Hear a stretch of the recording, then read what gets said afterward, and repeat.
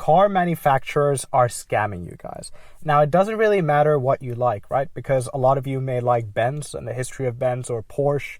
I, for example, love Toyotas. I've got 2 of them. A lot of you like BMWs. Whatever it is, whatever automaker you like, all of them are scamming you if you buy their cars brand new. And this really began in COVID times, guys. See, when COVID happened, a lot of the auto manufacturers shut down their manufacturing, right? In fact, most of them did.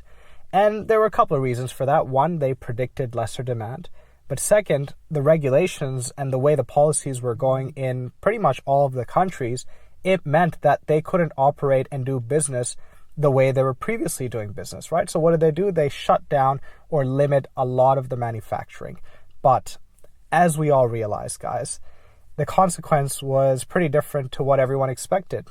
Certainly, the demand went up in a big way. Initially, everyone was shocked, and you had that dip in demand towards cars. But there was heavy demand pretty soon after, and no one saw that demand coming. A car maker is not like a bread maker. It has a lot of moving parts. You can open up a bakery and get it started again, right? And pump out the bread, pump out the cakes. You can get that going all over again.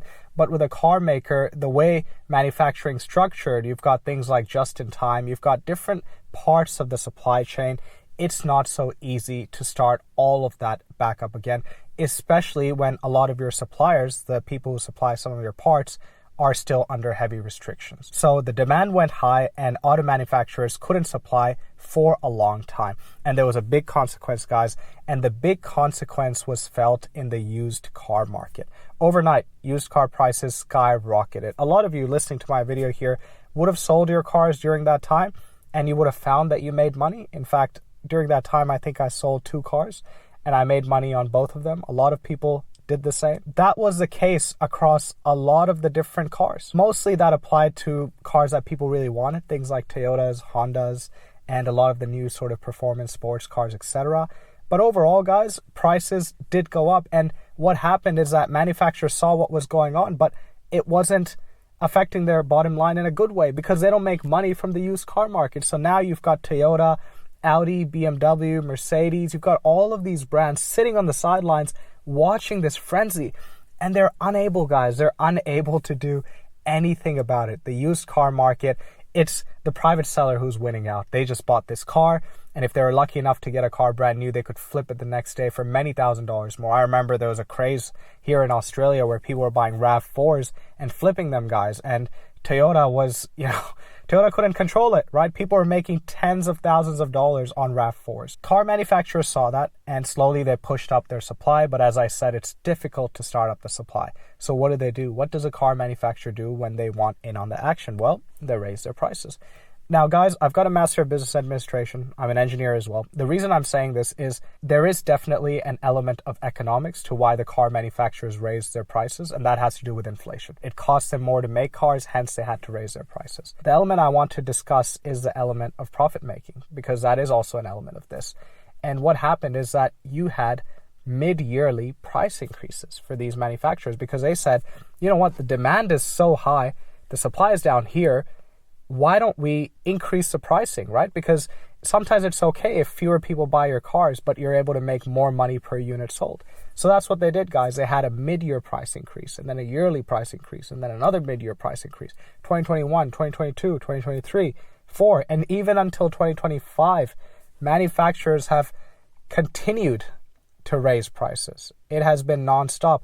And we are at a stage now in 2025, I think, where the demand and supply equations are not pre-COVID era. It is normalizing a little bit. There is not that frenzy anymore the way it was in those COVID days. That certainly happened. But now the prices are ridiculous, right? They're ridiculous to the extent where the average Joe, the average person out there, is difficult for them to buy cars. Certainly on cash, guys.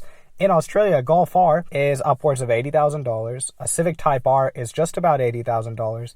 A GR Corolla is in the mid-70,000s. A GR Yaris is somewhere around the 60s. Toyota Supra is upwards of $100,000. I mean, any of these performance cars are so expensive now. Forget performance cars, even your Camrys and regular Corollas, they're so expensive, and your RAV4s and your Hondas.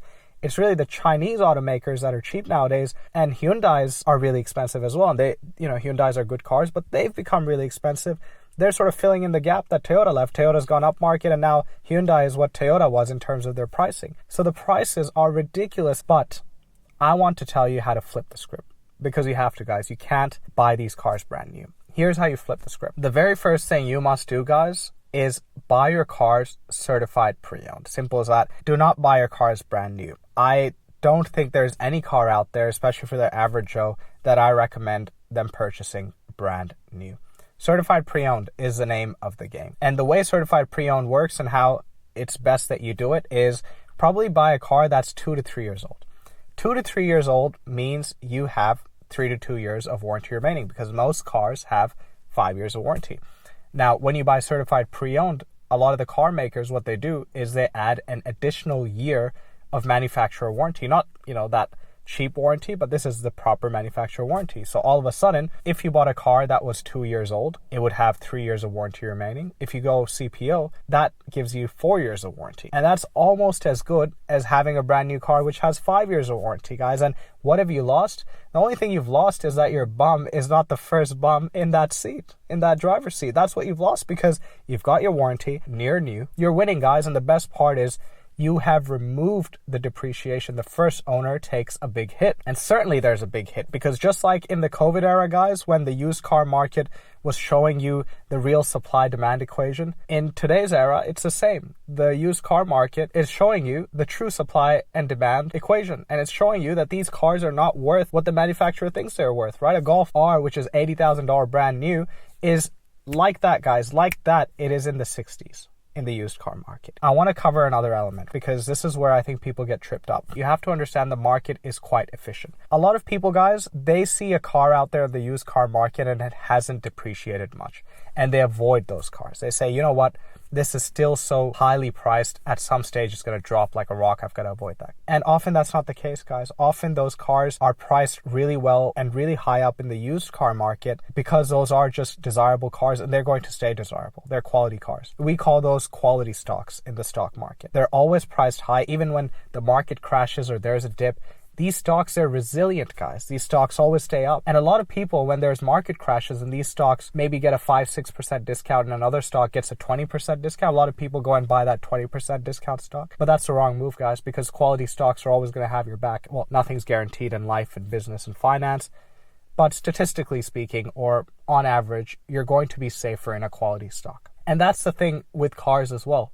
Take the Civic Type R, for example. It depreciates very little. And a lot of people have avoided it, waiting for it to drop, but it's not going to drop, guys. That's one of the things you have to consider, where don't make your decisions just based on these sorts of perspectives. Now, the flip perspective is often people will go out into the used car market and they see a $50,000 car that's become $20,000. And then they'll go and buy that and say, what a deal. Well, again, just like the expensive car, this cheap car is priced the way it is because there's something wrong with it, guys. The market doesn't believe that it's a quality product. The market doesn't trust it. Even under warranty, the market has ranked it down. So you have to be careful around there as well. Now, I'm not going to give you a broad standard of what you should buy and how you should look at the depreciation curves. You should really buy these cars based on what you like, because end of the day, guys, cars are not a money-making item. With cars, you want to try to preserve as much of your capital as you can, but don't go into it thinking you're going to make money. And don't go into it thinking you're not going to lose money, because generally you will lose money. If not in resale value, there are some cars that do really well in resale. If you don't lose a penny in resale, you'll still lose money in terms of servicing, insurance, etc. Just the cost to run the thing. So I hope that helps, guys. I'll catch you next time.